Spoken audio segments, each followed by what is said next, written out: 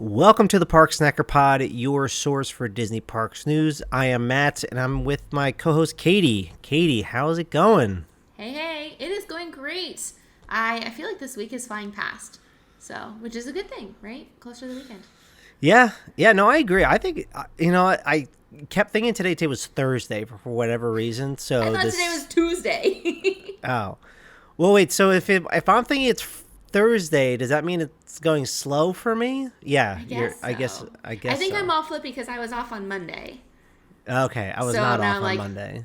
Very confused on my days. I don't know, but either way, it feels fast for me as well. So I'm with you. Yeah. Nice. Yeah, things are going well. We were just talking beforehand. The Kenobi finale just happened. I watched it. You didn't, so I'm excited to hear what you think. I will be watching it as soon as we hang up here. I assure you. I can't wait. Yeah, it's I'll leave my thoughts there. Okay, we'll talk next week. Yeah. But cool. We got a lot of stuff to talk about today. Some updates from my, I got some feedback from the trip report I did last week. A few pieces of news, some questions. So we got a lot to talk about today. So I figure we should just jump, right into it. Let's do it. So, before we start, we are always sponsored by Park Snacker, the new and free mobile app for Disney fans. You can rate, review, and discover over 60,000 menu items at Walt Disney World. You can connect with your friends, connect with Katie and I, see what we eat on our trips, browse menus. You can create custom lists and so much more. So just head over to parksnacker.com today, and you can download the app over there, available on iOS and Android. Again, head over to parksnacker.com to rate and review what you eat and drink at Walt Disney World. And keep your stomachs happy. And keep your stomachs happy. I'll put it back in just for you. So. No, it's my part now. Oh, it's your part? All right, we'll leave it. It's you every week. Whenever I remember to do it. Last week I did not remember. I'll make sure I leave a pause at the end for you to do it. Perfect. Yeah. So there is a new update coming out this week. It's actually available for Android users right now. It should be available for iOS in the next day or so. They go at their own pace with those things. But we have a fun update, and it is we are adding the top 100 food and drink items of Park Snacker. So that is being added this week. It will be another tool to help you plan. But, the inspiration for this was the Internet Movie Database, imdb.com, the beholder of all movie information. They have the top 250 list. So we were like, we need a Park Snacker one. Eventually, we always knew we were eventually going to do it. Now we actually have enough data where we can actually do it, which is awesome.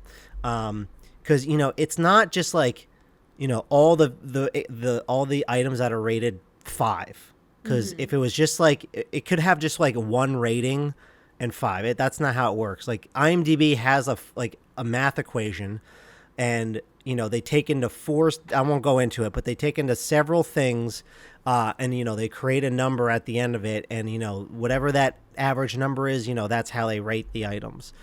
So like each item has to have like a minimum number of ratings on it to get it. So that's going to be available in the new update. So if you're listening, it's out for Android right now. It might be for iOS. Just check it out. As long as your app is 2.1.0. Katie, don't worry. You're looking at your phone. You don't have it yet. Trust me. I want it. I know. Soon. Don't worry. Soon. It's going to be hit. But as of right now, I know it's not on Apple. But people could be listening to this at any time. So fair. Well, hopefully by the time by tomorrow or the next day, I can get it. You showed it to me in I don't know what you call it, in the preliminary stages of it being out there, and I'm like, I really support most of the items on the list. I was annoyed. I was annoyed on a couple of them. I was like, that shouldn't be so low. That's a number one. Right. But I'm interested to see what it is now, because you showed that to me a couple weeks ago even. So yeah, I think it's still pretty similar. It's going to be hard to change like certain items unless there's just like drastic changes here and there.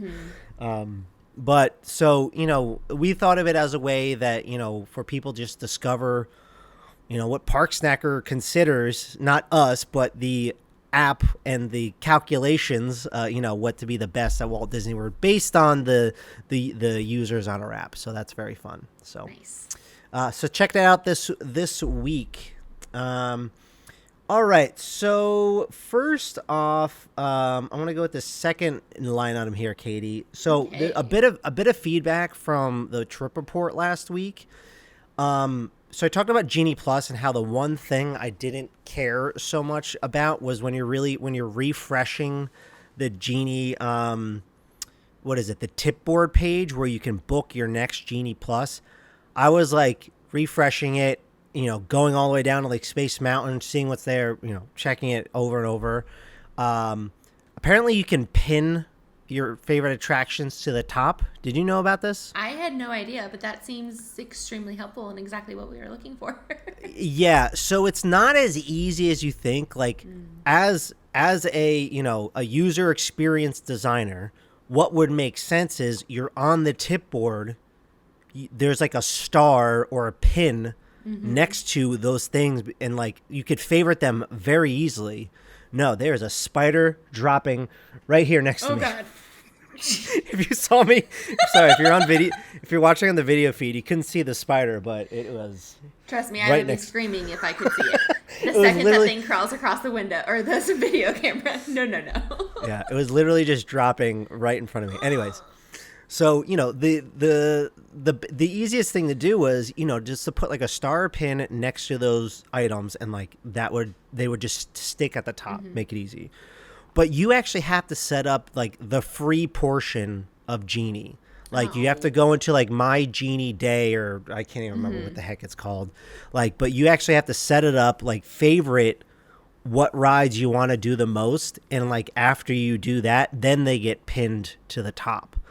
And yeah, it's not the best user experience there. Like that's not how I would do it at all. Just they really need to change that, where whatever rides you want for that day, like they just get pinned at the top, and then like after the parks close, it just like clears for whatever it is. But so just in the future, if anyone else wants to do that, like you for the day of your park day, just go to the plan out the day, the things you want to hit the most, and then once you do that, that'll get stuck to the top of the page.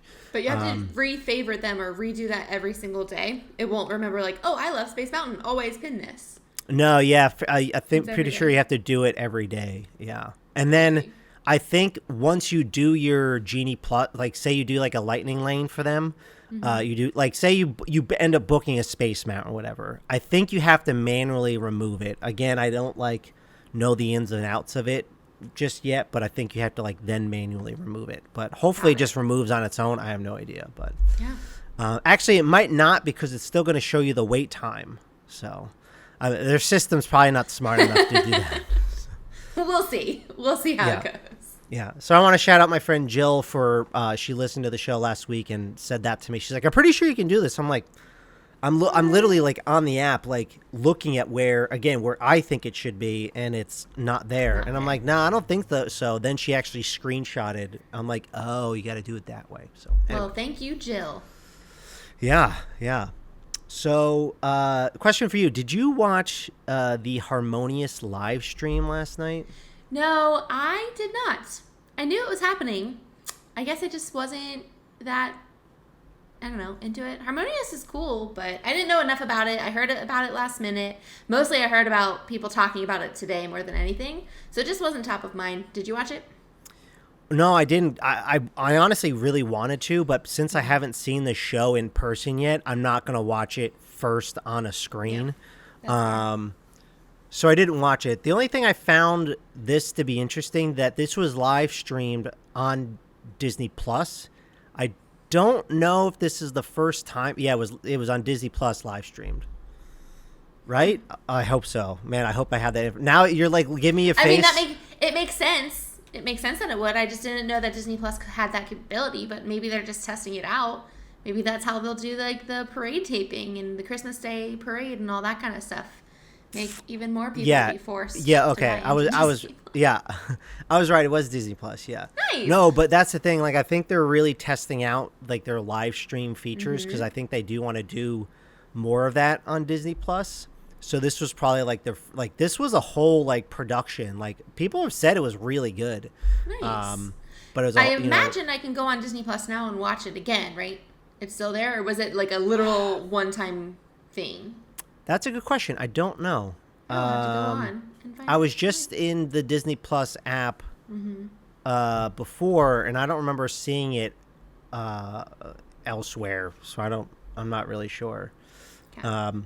But yeah, so I mean, I think we're probably going to be seeing, more of this in the future.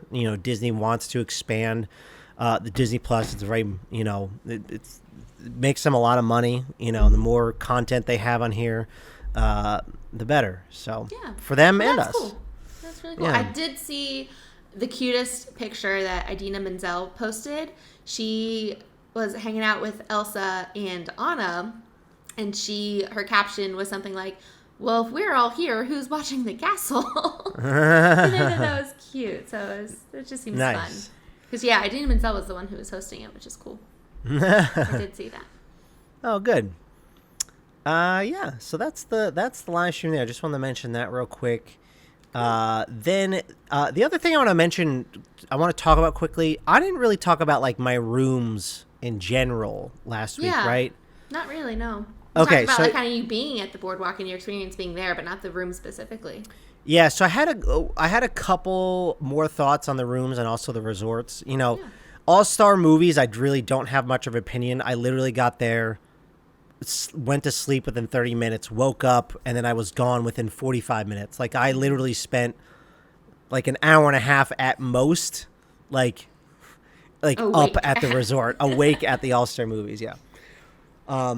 But the rooms were renovated, which they're very really nice. Nice. They did a fantastic job with the All-Star Movies.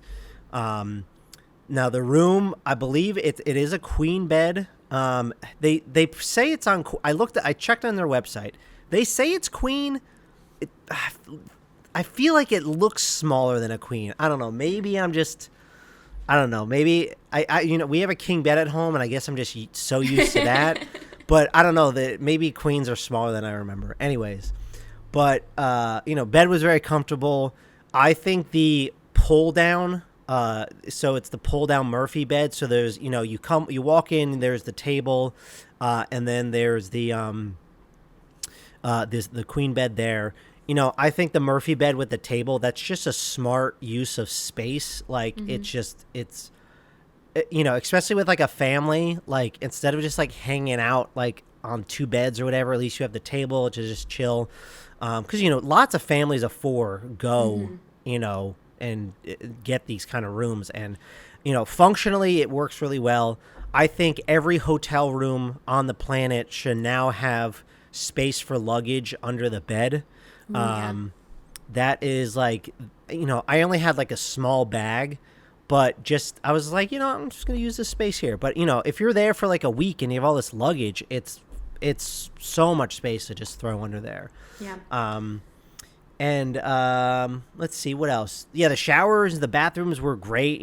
I just wanted to say like just how immaculate and how well that the room renovations were, and it really does show like what modern design can really do for a room. And I think I really, really like there not being carpet. I think just the hardwood flooring, it makes the biggest difference of cleanliness. It seems a lot cleaner to me. And I feel like it makes it brighter and more airy in there too. I will say about the Murphy bed too, even as just a couple, like we never need two beds, but if we're ever staying at the All-Stars, we always get two beds, right? Like there's never been I think there's been one time ever that we actually got a king bed, and that was because I called and I was like, do you have one available? And they're like, nice. Not tonight, but the rest of the year stay we do. And I was like, done. We can move rooms tomorrow. That's fine. But other than that, like, we never need the two beds, and we usually just use the second bed to hold our luggage. So having the Murphy bed table, I feel like makes it just so much more cleaner, and it doesn't feel like, oh, my luggage is just sitting on a bed. It just doesn't seem as messy. Like in my mind, it's okay to have a messy table because tables are meant for clutter. I never use a table for anything other than clutter. Oh, Leah, you should look at our dining room table. We don't. Yeah, no. Luckily, we have a table in the kitchen we use. Yeah. So I like that aspect too. Like families, it's great to have more space. But even as just a couple who doesn't need the 2 beds, but you're gonna get 2 beds anyway, it's fantastic. I think it really just opens up the space. Wait, so question for you: if you're in a room that has 2 queen beds, do you guys sleep together or separate? Usually together because we put all of our crap on the other bed. Yeah. See, my wife and I, we always sleep separate if there's 2 queen beds. We just love the space. We do that when they're full beds. Because full beds, that's not enough. You need to get out of my space. Yeah, get out of here. No. Or I think one time we did it because he was super sick and he was just like, I just want my space. And I'm like, that's fine. I don't want you sneezing my face on it. Yep. Anyway. But yeah, no, we'll usually you stay in the same bed just for like the storage aspect of it. Because I like to lay out my suitcase and lay out all my ears and lay out all my accessories so I can really visualize my outfits. Cool. All right. So that's all my opinions there. Great room. I think they really need to updo the stuff with the outside. I agree. The outside is very dated. So, I like the like. Go ahead. Sorry. No, you go. No, you. I feel like if they just change refresh the color, like the paints. Yes. It'd be nice. And the railing. Get a new railing. Yeah. I hate that railing. It's like the metal poles or whatever. Yeah. Like no one wants that. Just it's add not some cute. Add some design in it. You'll make they'll start charging even more money for those rooms. Perfect. So, right? Yeah. So I'm now the boardwalk. This was the deluxe studio standard room I stayed in. I actually, if you check out our YouTube channel, I just put up a room tour. Up on the channel over there. Check it out, Park Snacker. So the room, you could tell like it's funny going from a modern room like the All Stars, then going to like a dated boardwalk room. Now, this is like I think they're actually like in the middle of like renovating them now. I definitely did not have one of those rooms. Now, I'm not saying it was like bad in any means, but like you could just tell the difference. Like, oh wow, this is what like an old room, like not the faucet area or like what do they call the powder room area, but like the bathroom, the actual bathroom with the toilet and the shower. That felt like straight from like the 90s. The lighting was awful in it, very dark. The vent was kind of loud. The shower head was like just one of those like it was like a faucet like outside that just like sprays water. It was just not very good. Otherwise, I mean, the room was like fine. I didn't have any like issues with that. I thought the kitchen area is very nice, but like the bathroom is just where it really shows its date. So the other thing I wanted to mention about the boardwalk, that the dining and like the shopping was just like a little inconvenient. So have you stayed at the boardwalk before? No, I haven't. I don't remember. Nope. I visited, like I walked through it a few times. I went to a wedding reception there when I was a CP. And then I've been on the boardwalk area, but not actually inside the resort at all. Okay.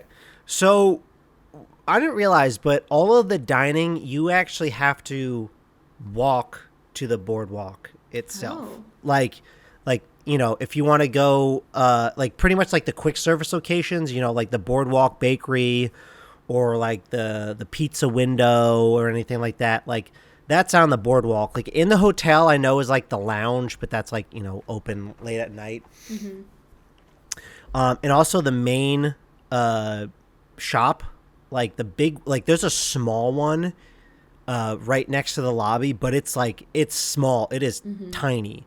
The big one is on the boardwalk itself. Yeah. So what I was thinking, like, well, what if it's just like you need to go get food or whatever, but it's just like downpouring. Like you have to walk to the boardwalk to like, go out in the rain, go get your stuff or whatever. Like, I don't know. I'd rather sometimes like I would rather just, be inside. Yeah. You know. That's crazy. I knew all like the Boardwalk Bakery and the pizza window and the gift shop. I knew all of that was on the boardwalk, but I assumed it was like the boardwalks stuff versus the boardwalk resorts stuff. Like I figured the resort would have other stuff inside. That's crazy. No, yeah, there wasn't anything. Like I was looking up all the dining options and I legit had to like go out to the boardwalk to do it. But as I'm sitting here thinking, I'm like, well, I guess that's like the same for like a lot of other resorts. Like I'm thinking Key West, you have to go to the main house. Then, if you're staying at All-Star Movies, you have to walk outside to get to the food court. I guess my original thought was like, Wilderness Lodge, at least like Roaring Fork is like inside. Mm-hmm. I guess the same thing with the Polynesian, because some of the buildings are detached, aren't they, from the main lobby? Yeah. Yeah. Okay. Well, I guess it's like, you still have to go outside either way, but I guess I was just expecting more to actually be in the resort, but you have to go to the boardwalk to do it. Yeah. Crazy. So, anyways, just mentioning that. So.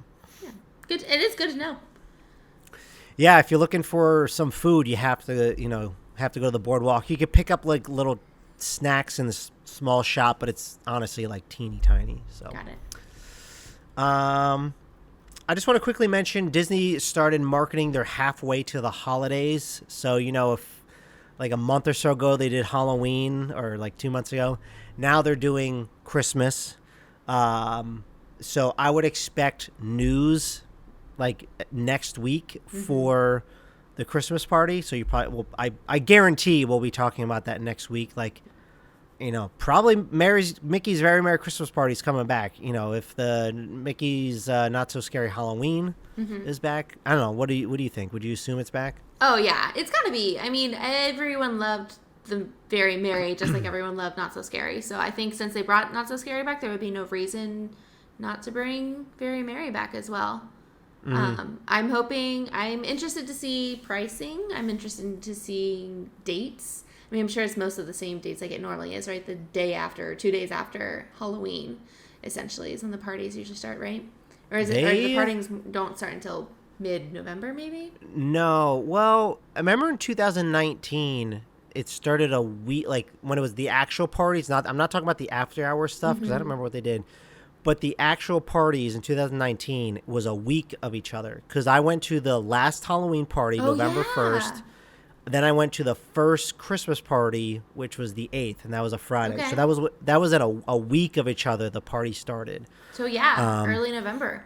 Yeah, because like as soon as the Christmas decorations come down, they put up Christmas, right away. They do like that change overnight. So it's there's no November anymore. It's just October, December. At least in like Disney World, like when I say in like our Disney world, like our world, like like there's no Thanksgiving decorations, it's just there's nothing. No one talks about it. They just want to go right into Christmas. Which, hot take, Halloween is such a better time to be at Disney than Christmas is. Oh yeah, 100%. So many people are so excited. What? I'm not arguing against you. I just said I just said like yep. But then I'm like, well, I feel like I haven't really been there. I mean, I have been to Disney when it was Disney, but I feel like I didn't get to see the resorts. Like I feel like I need to see the resorts during Disney for it to feel like Disney. I mean, I went to Magic Kingdom and saw the decorations and the lights and stuff like that, but the trees at the resorts are cool, I admit, and like the gingerbread house at Grand Floridian. I just think they do a lot for Very Merry. I just think that the overall effect is better in Halloween. Like, I think the party is cool. I've never been to a Very Merry party, but just from what I've seen and heard, the Halloween party was so much better. The Halloween parties are so much better. The food is typically so much better. Food was much better. Plus, I think Halloween just lasts longer, so maybe that's always why. Because, come August, it's Halloween already. Yeah, Halloween is in August, yeah. I don't want it to be in August. I'm okay with September. I'm pumped because I'll be in there September with the decorations. Yeah. I'm so I support September because then it's September, October, and then Christmas is November, December. That's fine. But Halloween doesn't start in August. That being said, will I be drinking pumpkin coffee come August 1st? You bet your bottom dollar. But I just I'm not ready to go on to spooky season until at least September. Yeah. I haven't said this out loud at all, but I'm like, I really want to do a Halloween party in my trip. It's just gonna be tough. Yeah, but can you just take Cora and dress her up, and it'll be so cute. Oh God! I'll help you with family costumes. I'm not gonna be one of those parents that are dragging their kid to the parks like late at night. Like, see, I think that's the problem. You can't do it late at night. You have to go early, get there at 4:00, and then just take all of your pictures and do all this stuff. And then when Cora's tapped out. Yeah, maybe I'll just have Melissa go bring her back or something. Anyways, yeah. So that's that. I had one other thing here on my list. I just want to quickly mention it because it's ridiculous. We need to talk about it. Okay, well, let's keep the talk short because we have other stuff I want to get through. But Adventures by Disney, I'm sure people have heard about this so far, but they announced a trip around the world. You could take a trip around the world in 24 days. Now, again, if you don't know what Adventures by Disney is, it's the first time you're ever hearing it. This is like the luxury vacations that Disney put on. They have tour guides that bring you through all these different locations around the world. I think, I went on a Spain trip in 2015, one of the greatest vacations I've ever been on. Disney just knows how to do it right. VIP everything. Don't worry about your luggage the entire trip. They cover everything, most meals included. It's great. They came out with Disney Parks Around the World, a jet adventure. So a private jet adventure, sorry. So you get to go to all 12 theme parks, Disney theme parks around the world, as well as 3 iconic landmarks, the Taj Mahal, Pyramids of Giza, and the Eiffel Tower. You're traveling on board a luxury VIP configured Boeing 757 operated by Icelandic Air. There's staff and, tour guides and experts, and I think one of the coolest things is that you were a guest at Summit Skywalker Ranch, which is, where they do a lot of, I believe it's like audio and stuff and more for, Lucasfilms. But it's like a really cool ranch area. So the cost, $110,000. Per person. And it's more if you're a single traveler. It is more to go by yourself. Yeah. So, I just need to mention it because this is a thing that's out in the world right now that is happening. I don't know. Katie, what are your thoughts? I have thoughts. I need to know who they're marketing this to. The elite.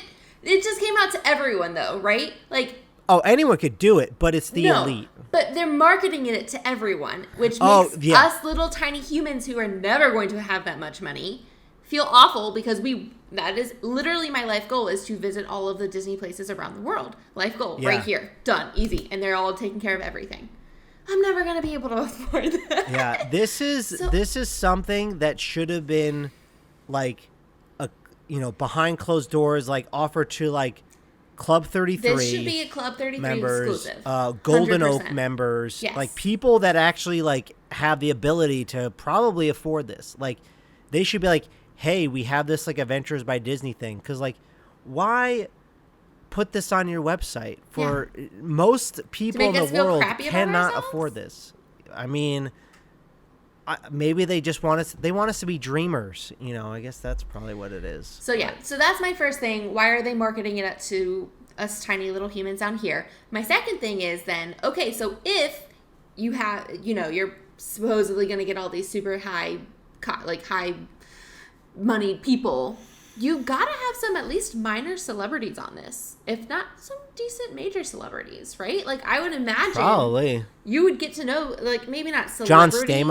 John Stamos is totally on this, 100%. Neil Patrick Harris.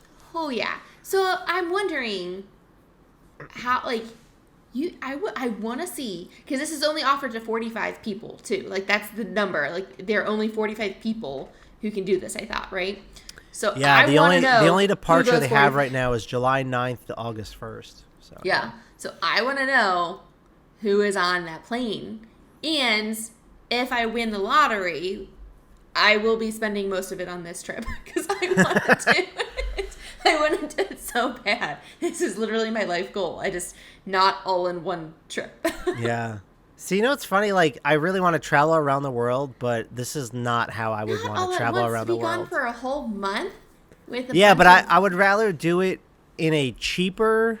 I mean, the luxury private jet, that is a very nice touch. But honestly, I don't really care to see the Taj Mahal. I don't care really to see the pyramids of Giza. Like, I want to see. There's so many. Like, okay, I would want to see them, but there's already so many things. Like on top of that I would rather see first than those things. Yeah, so that's fair.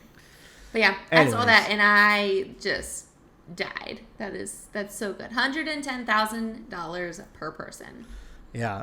If anyone has that kind of money to spare, I can give you my Venmo. I don't know that Venmo takes that much money though. Probably not. We get taxed for it or something like that. I mean, I could handle if you just give me like $109,000. Like I can cover 1,000 probs. That'd be okay. Anyway, man. Those are my. Anyways, thoughts. To be rich and famous. Seriously. All right. Well, on to some. You know, those are just some fun topics that we had for today. Mostly because there hasn't been a lot of like big news. So let's get to the two news items real quick. The first one, so there was a lot of character news today. When I was out on the trip last week, you know, especially I felt it in Animal Kingdom, I believe the most. But like just not being able to see a lot of characters, like I didn't realize that there weren't that many meet and greets open just yet. There are some, but like I was like, oh wow, there's actually not as many. And even like when I was with CJ, she said it too. She's like, I just want more character meet and greets. Yeah. And she said it because as we were passing the Adventurers Outpost in Disney's Animal Kingdom, we saw that there was a Lightning Lane sign up there. So we're like, oh, okay, I guess it's coming back soon. And a couple days later, they announced that Mickey and Minnie will be doing their meet and greet again in Animal Kingdom. And they're like, you know, safari gear. And there will be available Lightning Lane for that. So that was separate. But today, they dropped tons of news. So I'll just kind of walk through some of them. And you can react if you want as I go along. Oh, I will, at least with my face. Because all of this makes me so happy. Yeah, there's a lot of good ones. This first one is cool. So if you're a big fan of Encanto, couldn't remember the name for a second, Encanto, Mirabelle is making her debut in the Disney Adventure Friends Cavalcade on June 26th. Love that. Yeah, so there's no meet and greets with her just yet, maybe in the future, but yeah, she'll be on the cavalcade there, which is awesome. So at Mickey's Town Square, or the Town Square Theater in Magic Kingdom, Mickey Mouse meets over there, but starting July 6th. Minnie Mouse will be joining him as well, and they'll be in their iridescent uniform, so you can check them out together. Cute. So I believe that's now the second spot where they actually, like, you can meet them together, Adventurers Outpost being the first. And then also on July 6th, it is the return of Chip and Dale's Campfire Sing-Along over at Disney's Fort Wilderness Resort and Campground. So that's just like, you know, you'll gather up. There's just like a big sing-along. A lot of the other cast members are there as well, hanging out. And then over on July 10th, in Fantasyland, you'll have Peter Pan and Snow White. They'll be meeting greets. They'll be meeting guests again as well. I'm trying to figure out where Snow White's going to meet. Because Peter Pan obviously makes sense by Peter Pan. But where, I guess, it has to be over by Mine Train. But, like, she never had a spot at Magic Kingdom before, right? She was always in Epcot.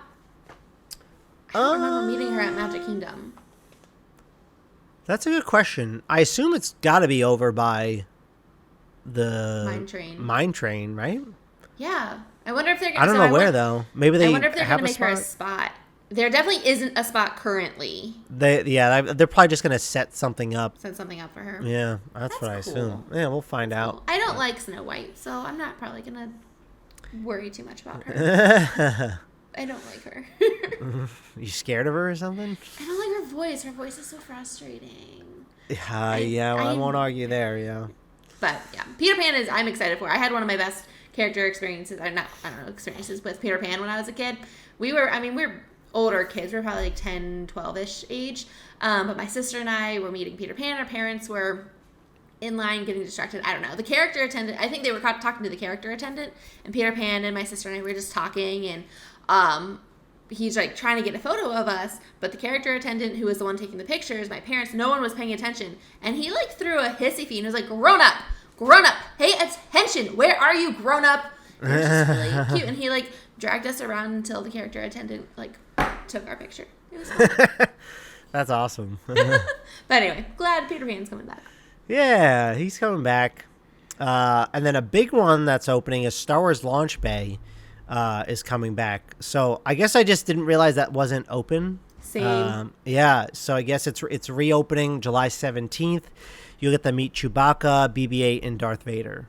So I'm wondering with this, because there's a Disney Visa character meet and greet back there too. So like if you have the Disney Visa card, there's a special private one. And I know the one at Epcot is open now, so I wonder with Star Wars Launch Bay opening if they'll open up that card member experience as well. I would assume so. I mean, I don't see why not. I mean, they definitely could. Yeah, last time I was there, my buddy was a Visa card holder. Mm-hmm. We went in and they were like, we were like, oh, well, I think my friend asked, oh, what's this? She's like, oh, if you're a Visa card holder, there's a special meet and greet and there's no one waiting right now. Mm-hmm. Like, oh, it's open right now? And they're like, oh, yeah, come on in. And we walked up and we met Kylo Ren. Like, wait, was it Kylo Ren or Darth Vader? Oh, man, now I can't remember. I think it was Kylo Ren because he was kind of intimidating, yeah. Okay, so I went in there and I met Kylo Ren. And, like, the Visa card meets are fun because you can kind of take more time than usual.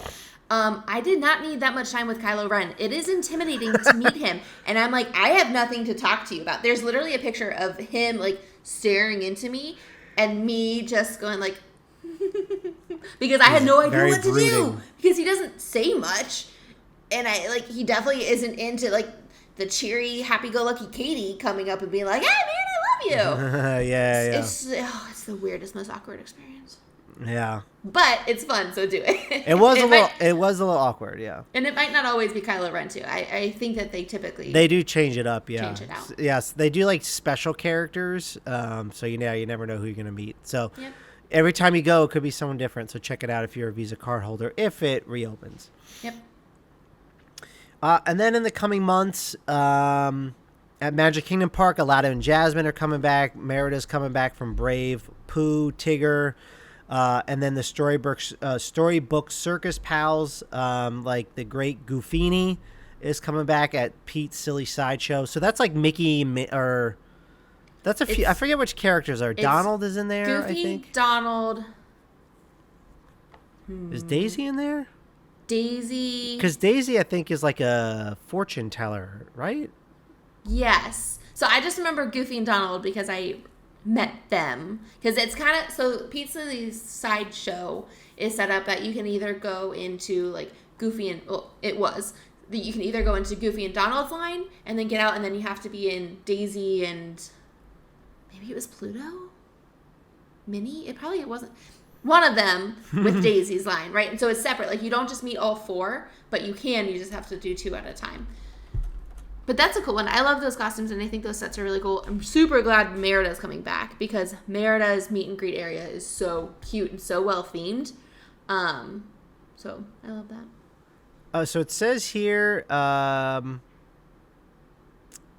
you were invited to choose a path to meet either Donald Duck and Goofy or Minnie Mouse and Daisy. Okay. So we were close. We just Minnie. It's just Minnie. Yeah. Cool. Cool. But yeah, so choose a path. So you can only do two at a time. So wait in line 20 minutes, meet Goofy and Donald, and then wait in another line. But all in all, it's a good experience. Mm-hmm. So those are all the characters coming back. I feel like that's going to be something we're going to be doing on our next trip. So. Oh, yeah. Yeah. Let's see how she interacts with the characters. We have to start like introducing return more to them. I feel like I just need to get like the plushes of all of them. Be like, oh, Goofy, this is Pluto. So, all right. So let's talk about something else that I probably won't do anytime soon. Maybe like I want to do this, but it's going to be like a special occasion, like not for another like 5-10 years probably. But I want to do this just because I like experiences. Mm-hmm. And Victoria and Albert's over at the Grand Floridian is returning July 28th. Now, if you don't know what Victoria and Albert's is, this is the most expensive restaurant at Disney property. I think kids under 10 can't even get in here. You have to be dressed up to go to this. Like, guys need jackets. You can't wear park attire. Like, this is like, you get dolled up. This is probably a place you want to go for special occasions. Victoria and Albert is a recipient of the AAA 5 Diamond Award since 2000 and Forbes Travel 5-Star Award since 2018. This is the only restaurant in Florida to have both of those awards, nice. Joining 26 others in the nation with the same unique distinction. So think about that. 27 restaurants in the country have like those, awards, and Victoria and Albert's is one of them. Nice. With the reopening, there's going to be a newly imagined dining room, which is pretty cool. It's going to have Victoria-styled setting with murals, wall coverings that showcase timeless elegance and subtle inspirations of a whimsical garden. There's the chef's table, or the private Queen Victoria's room. So if you want to have something even more intimate, there's a wine collection with over 500 selections. And then, so the tasting menus start at, they used to be $250, but now it is $295 per person. So, Katie, what do you think of this? I don't think I will ever do this. Just not really my vibe. Like, I'm a foodie to a point, but you don't really dine out either, so that makes sense. I don't really eat out, right? So, like, I think this would be a super fun anniversary dinner if we lived in Florida. Mm-hmm. But this, I don't see this ever being part of my trip itinerary. Like, even if I were to go on my honeymoon to Disney, which I don't think I will, I don't even see us doing that. It sounds fun. It sounds like a once in a lifetime kind of thing, at least for me, like a very unique experience, I'll say.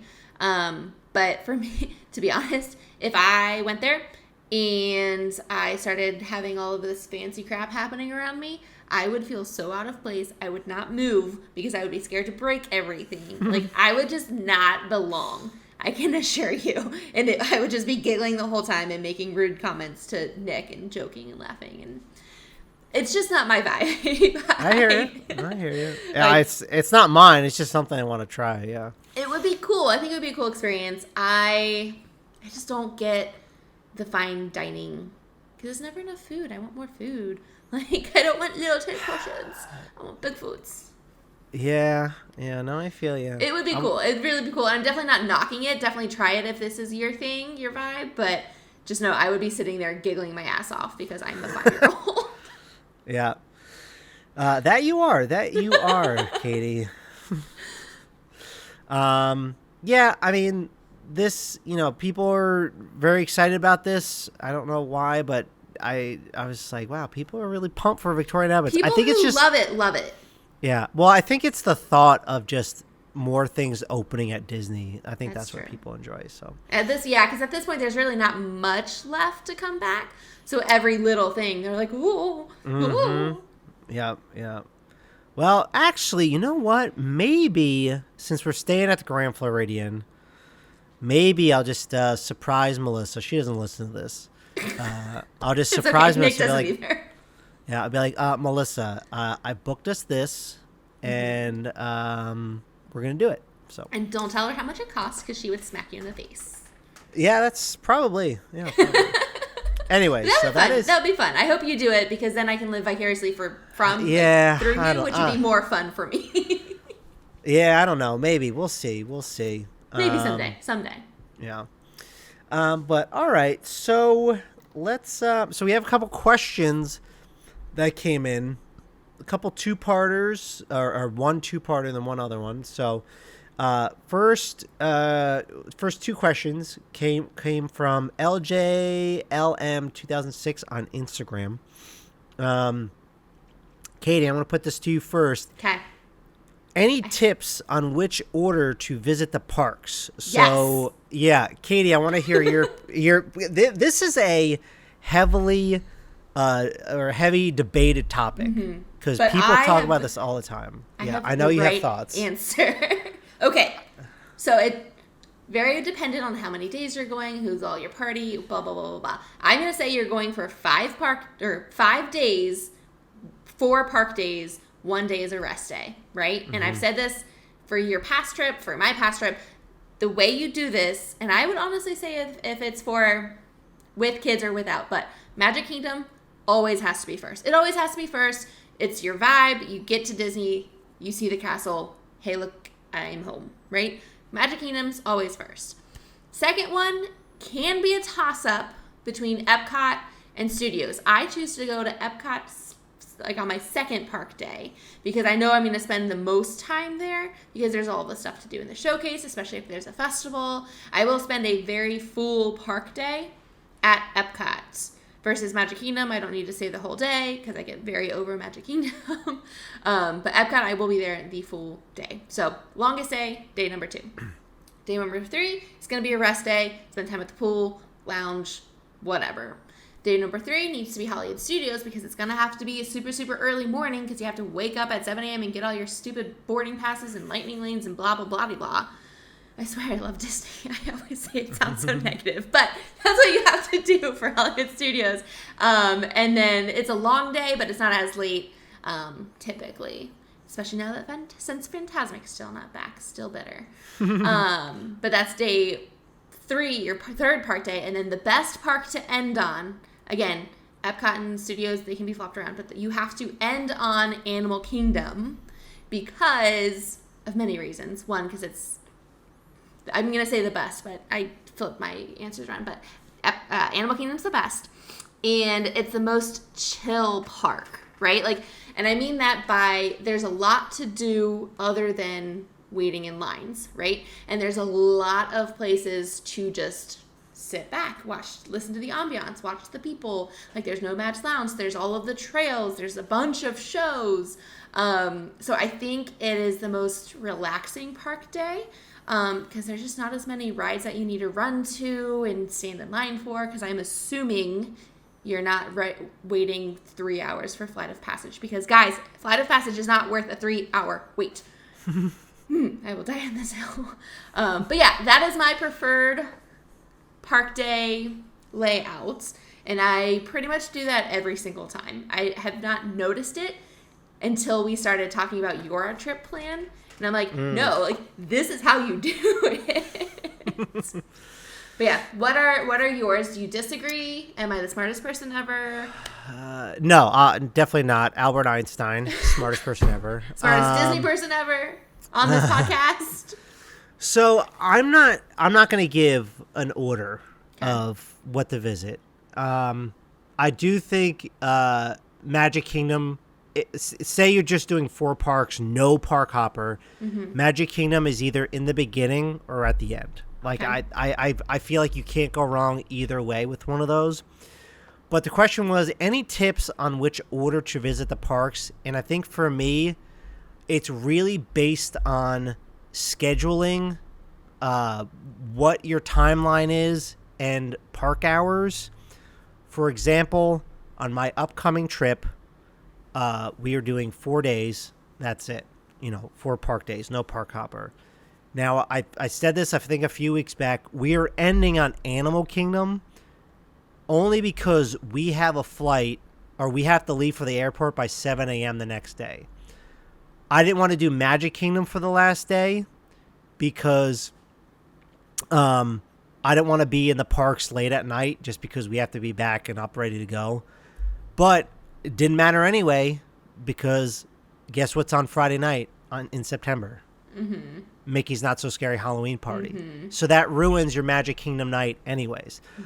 That's another thing you have to think about is, okay, is there a party that night at Magic Kingdom or whatever? Sometimes there's weird events, a DVC event that's happening at Hollywood Studios or something. There was one like a few weeks ago. Or if you're staying at a deluxe resort, only Epcot and Magic Kingdom have late extended hours a couple nights a month. So that's another thing. Yeah. Park hours is huge to consider. You're very correct. Yeah, that was going to be one of my next points. I think right now they're only doing Magic Kingdom and Epcot. I think on like Mondays and Wednesdays, they have those 2 hours extra, extra hours. So it's like, okay, well, you have to take that into consideration. So it's really all about like what's best for your schedule. Because for me, I don't have a particular way. Like if I look back at all of my other trips, they're all different for several reasons. My bachelor party, we ended on Hollywood Studios because it was, we did 4 days, but we were leaving on a flight that night. And that park was in shambles at the time because there's all the construction. So, it's just, it all really depends. So, but in a perfect world where you could do any park anytime, Magic Kingdom has to be at the beginning or the end. I think that is the appropriate response there. Okay. So, yep. All right. So this next one is, again, from the same person, where to find crowd calendars by park. The best one that I really like to look at is from WDW Prep School. Just look up WDW Prep School. They have an image of a crowd calendar. And what I like about it is like they have it where they actually talk about like what events are going on when, like even like cheer and whatever it might be. So I think that one is one of the better ones. I think they could maybe up the design a bit more, like clean it up, but I think that one works out really well. It's simple. It's an image. It's very easy to use. Slow times are generally January to mid-Feb, early March. My sweet spot, I always think the first week of March, I will die on that rock. I think the first week of March is the best week of the year to go because of weather, crowds. It's amazing. Early to mid-May is pretty slow. Spring break is gone it's before the summer break. Mid-August to September, that is also known as generally the slowest time of the year. When I looked at their crowd calendar today, it was going to be. They say it's supposed to be very slow. We'll see how it is. This year has been very weird because of the pandemic. And then early December is usually pretty slow as well. So, yeah. Any thoughts on that, Katie? No, I agree. Early September, I think August is still pretty packed. Early August is, but so many schools go back mid-August that it becomes slower. Like my good friends, they go usually like end of August just because one's a teacher. Yeah. So they like really have that time where it's still super hot, but it's slow. But early September for sure. I love going in January, right? You have to avoid the first 2 weeks because you're still having New Year's stuff and you have the marathon weekend, which is always busy, but like late Jan, early Feb is my personal favorite time. Only because I've never been in early March, but I support that as well because by the end of our February trip, which we were at the last week of February, it started to calm down a whole bunch, which was nice. But yeah, January is my all-time favorite time to go to Disney. Yeah. What do you think of the? I've never been. I always avoid it because I hear mixed things on the weather. It being cold, rainy.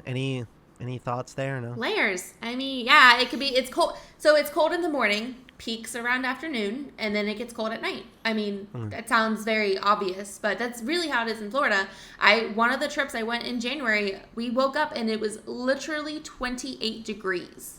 Now, that didn't last very long, but it does get cold for a few hours in the morning and late at night. And I mean, when we were even there in February, like you have to wear a jacket or a long sleeve t-shirt at night But I love that kind of weather, honestly. Like, I hate the heat. I will never go to Disney in the summer. I cannot stand the heat.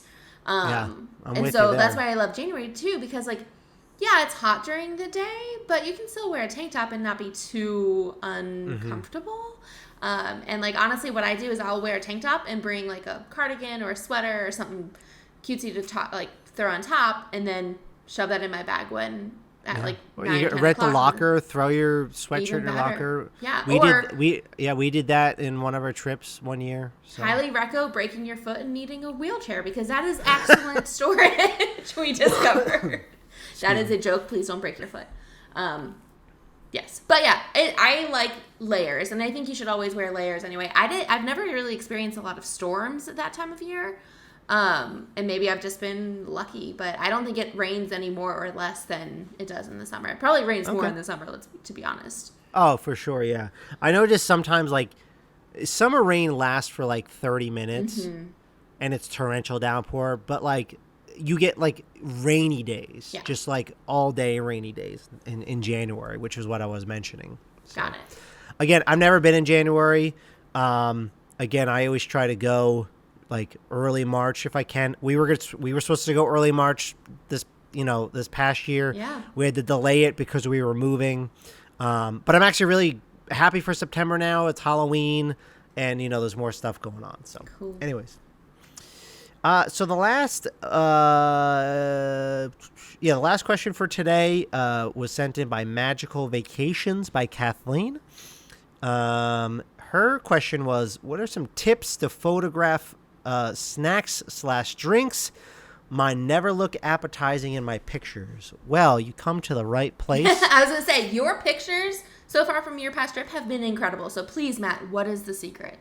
Oh, well, thankfully I've also have years of just having photography as a hobby, but actually, honestly, I hate taking photos of food. I think it's I don't like doing it. I was never one of those people to do it. I just want to eat it. This trip killed me because I'm like, I have to do it for content. Here I am just holding my phone. Yeah.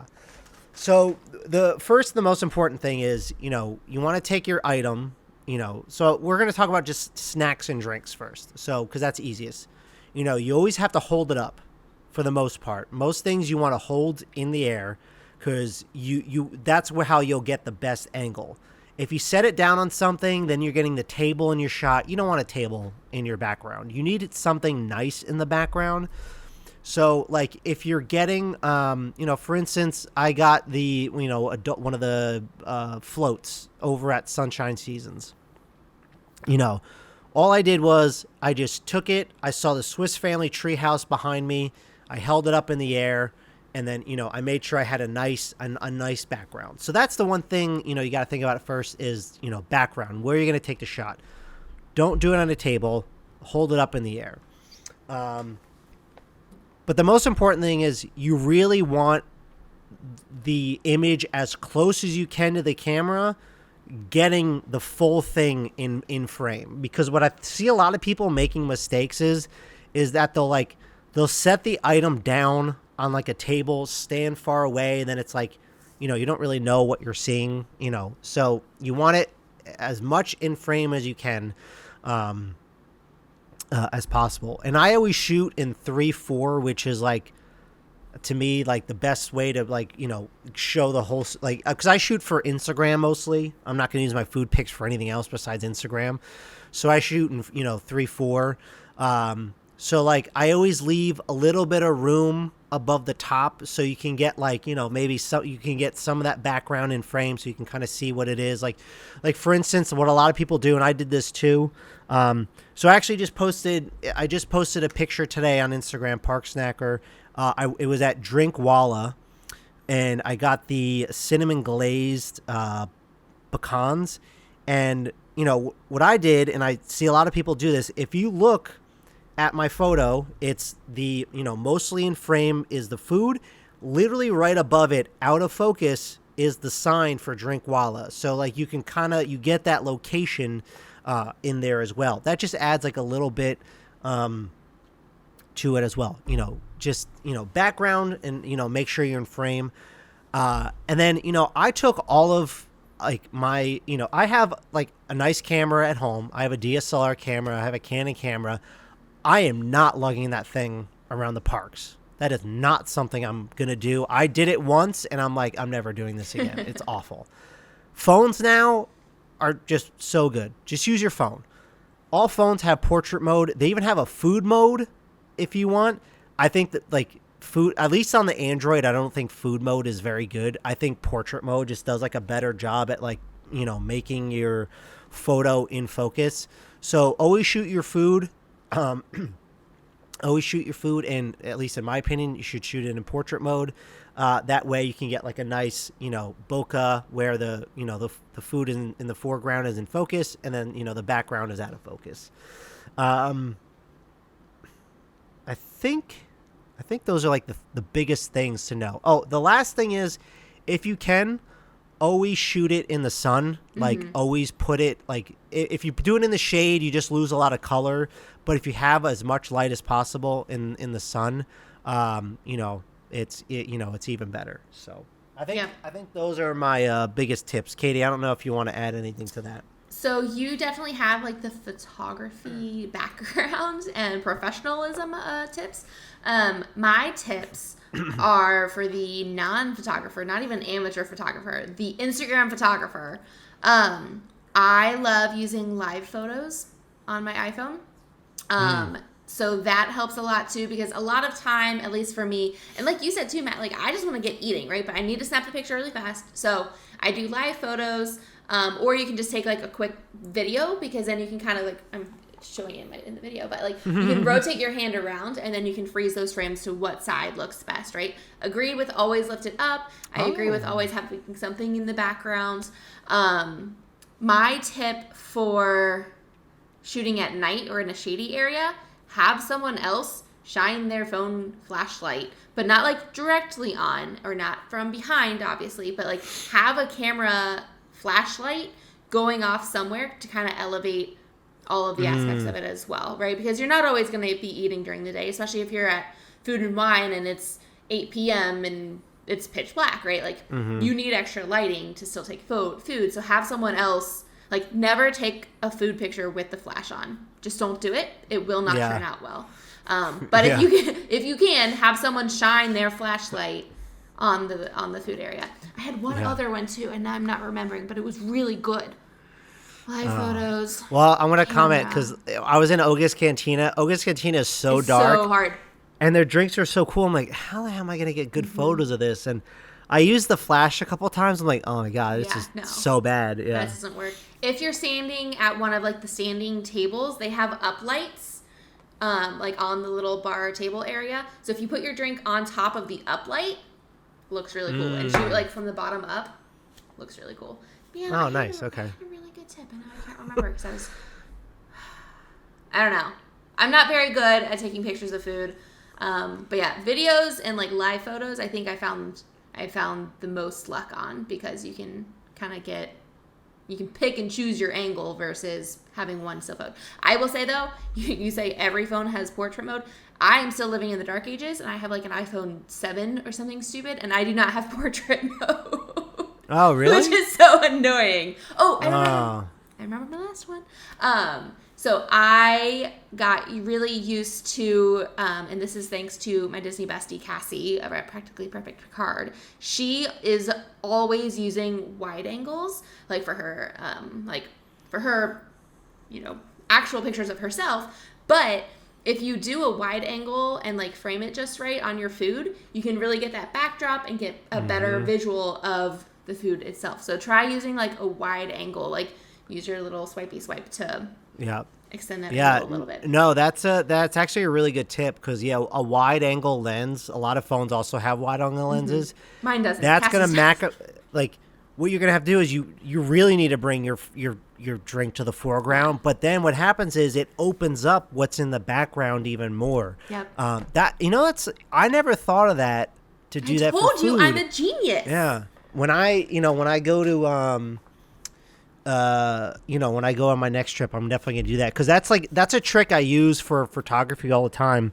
for instance, there's so many photos of the Grand Canyon, but like if you're just taking a regular photo, there's nothing like, special about it. So like, for instance, one of my favorite photos I ever took was, at the Grand Canyon, there's these beautiful purple flowers like in the foreground.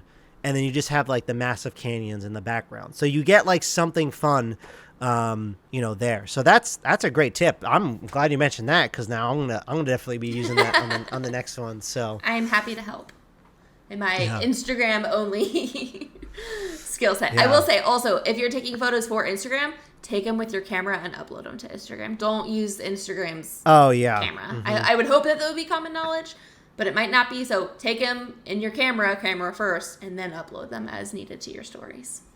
Yeah, you'll get a much better camera. Yeah, for sure. And another big thing I'm thinking of is color is also a big thing when it comes to food photos. Like you really want to show the color. Mm-hmm. So a lot of phones also have like basic editing.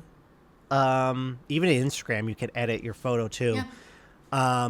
Learn how to like do basic editing when it comes to highlights and shadows, but also saturation. Yeah. The saturation is where you can boost your colors. Do not use too much saturation, but just enough to just like boost your colors a little bit, because then it'll take like maybe a dull photo and it'll just spice it up a little bit just to make it dull. Because all the photos that that I took, I edit in Adobe Lightroom, and I have a preset that I made called food. So now all of my food photos, I pop that preset on, and now I just kind of slide where I need to. So same. That's a little bit more like advanced if you really want to get into it. Not like terribly advanced, but like just play around with it. Honestly, like I have Lightroom too. I don't know anything, like I said, about editing photos, but I know what I like to look at. And yeah, the saturation is definitely something you don't want a lot of. But I put saturation probably on every single photo, only enough, especially if it's like a daytime sky kind of photo, because that sky will pop so blue, it looks great. And it's just like the littlest bit makes a big difference. So yeah, just play around. I think we didn't really go into editing until now, but like edit your photos, like that's gonna really like elevate how everything looks. Like don't be afraid to just test around, even with the edits that Instagram has. Like I very rarely actually use anything in Lightroom, but I have a couple presets. But I will just pick I'll like slide random Instagram edits, and I kind of have a standard of what I use, at least which ones I use and how far I usually put it. But I don't have like a set one. Like, each picture is different. Yeah. Instagram has like a great basic editing. You could boost the exposure if you need to make it a bit brighter. Don't go too crazy with these dials, but you just kind of find the sweet spot. But yeah, Adobe Lightroom is definitely a more like advanced editing software. But it's fun. It's great. Yeah. So I think that's all I have. The tips for food. The one thing I do want to mention, this is more for like a meal, but okay, if you're taking a photo of a burger, at least don't just take a photo of the bun, and post it. You gotta show what's on the burger or the sandwich. You gotta like take it from the side. Bottom up. Yeah. Take it from the side profile, or cut it in half. Show what's in that thing. So. I will say it is always difficult to take meal photos because you're usually inside. It's usually not great lighting. That's where a big part of like that, have someone else use their flashlight to kind of elevate it a little bit. But it's hard. Meal photos are not easy. Yeah. If it's not a burger, I think to me the best way to get a meal photo, again, depending on the light, because it could be terrible. Me, I have lights like right above my head, so you can kind of see the shininess. But like if I were to go down on here right now, I would just get a shadow. But usually like above is like the best way to get like a photo of your meal. But, directly above, yep. Yeah. Anyways, that's not easy. But snacks and drinks, that's a lot easier. So. For sure. The thing with drinks though, don't spill it. Yes. Very good tip. I did that like I think twice. Oh, I almost did it to the cold brew in Galaxy's Edge. I almost did it. So. Oh, I also, very silly tip. I never do a good job at this, but I feel like all kinds of food pics I see, everyone's nails are always just so pretty. So I get so jealous. God, yeah. Like all of their nails have little Mickeys on it or little emblems. Like if you're someone who does their nails and has them all fancy, like I love it. I'm here for it. Normally I will paint them or use like stickers, and they never look that good during the Disney day because they chip. So praise to you if you have good nails, but I think that also helps.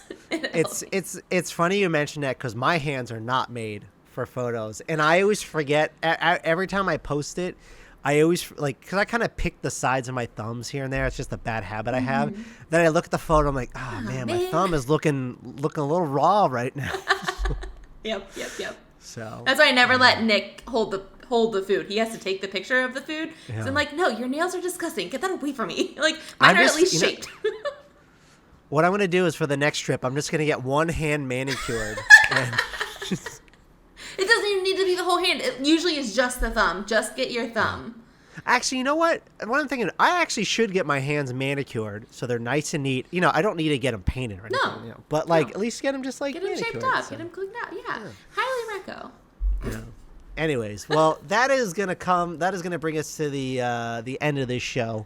This is the long one today, but it was a lot of fun conversation. Cool conversation. So. We knew it would be. I loved all these topics that we were rounding up today. I was excited for it. Even though I have to go watch Obi-Wan now, and it's already 9:15. Oh, yeah. Sorry. I'm sorry. I kept you too long. So, let's do a quick exit out of here. So, Katie, where can we find you? Oh, man. You guys can come see my somewhat pretty painted nails on my food pics over at Magically Mootsy on Instagram. And then, I'm on Park Snacker at Magically Mootsy as well. Yeah, find us on Instagram. I've been posting more on Facebook, especially YouTube as well. I've actually been doing some Twittering, doing a bit of that. Twittering. So Park Snacker on everything. Yeah, Park Snacker. TikTok as well. Just go to parksnacker.com. All of our social links are at the bottom of the page. Find us there. Download the app. New update coming out soon. Android, again, if you're not on it, on Android, you can download right now. Apple, the new update's coming out soon. If you're not subscribing to the podcast already, make sure you do that. Just subscribe. It's easy. The video feed will be on, it was on Spotify for the first time last week. That's so cool. I did not even know that was a thing. That blew my mind. Yeah, that's a new feature, I think, in the past year or so. But since I upload the podcast through Anchor, which is now owned by Spotify, I can upload the video file, and then that turns into audio everywhere else. But the video file is on Spotify. And then, I also post it to YouTube as well if you want. So Sweet. Make sure you go watch. So, okay, because I told you I had COVID. Sorry, real quick. I need to shout this out because I worked hard on it. Because, I had a lot of time to myself this past weekend. I was quarantining from COVID. I made a really fun and cute intro for the Park Snacker YouTube channel. I animated it myself. I thought it came out really good. It's attached to the, this is also a shameless plug to the room tour, but the 7-8 second intro in the beginning, I made it. I put together. I know a little bit of animation from After Effects. It's very simple stuff. It's so cute. I love it so much. It feels like it's something that I would have created, not you. Because it's so cutesy and adorable. Yeah, I got to find other ways to use it. So, anyways, so check that out. Really, really, really cool. So, anyways. All right, well, Katie, enjoy Kenobi, and, we'll talk about it next week. All righty. I'll talk to you later. All right. See you guys.